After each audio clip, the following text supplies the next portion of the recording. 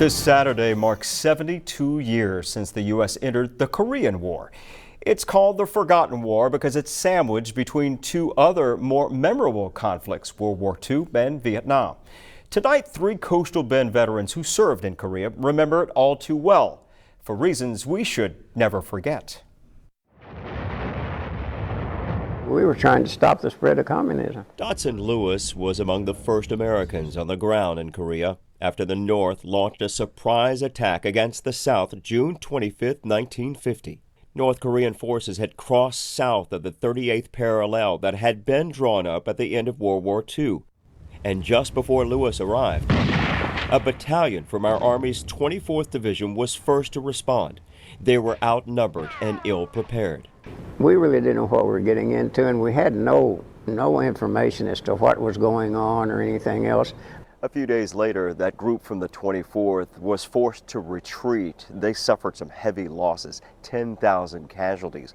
Among them, Private Pablo Aaron Castillo, buried right here in Corpus Christi. We weren't ready. Soon after, we saw bodies on the hillsides bloated. Lewis, who landed in Korea with the 1st Cavalry Division, was in charge of men like Castillo and felt a heavy burden early on, sending his troops into harm's way to locate the enemy. And they didn't come back. We found them 3 days later, heads down with their hands tied behind their back. They were killed. Among the close to 40,000 Americans who died in the 3-year back-and-forth bloody battles of Korea. There's nothing we should forget. Harry Alfeo was sent over in the middle of the war to fight with the Marines' 1st Battalion, 7th Regiment. I fought because of the guy next to me. You can't believe how close you become to guys so quickly. Oh, I was a squad leader. Ramiro Escoval served with the 2nd Infantry Division. He was struck 3 separate times by enemy fire, the final blow to his head. He was awarded the Purple Heart. You see what he sacrificed, confined to a wheelchair. And that really hurt me, because, I went out there and put my life on and for what? For this?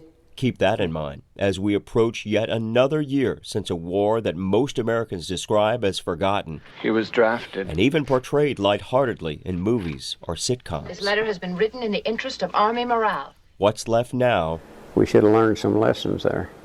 Lessons from a battlefield where lives were lost. All I ever asked him and lives were changed. Was peace of mind. Forever. You know where I found it? In Korea.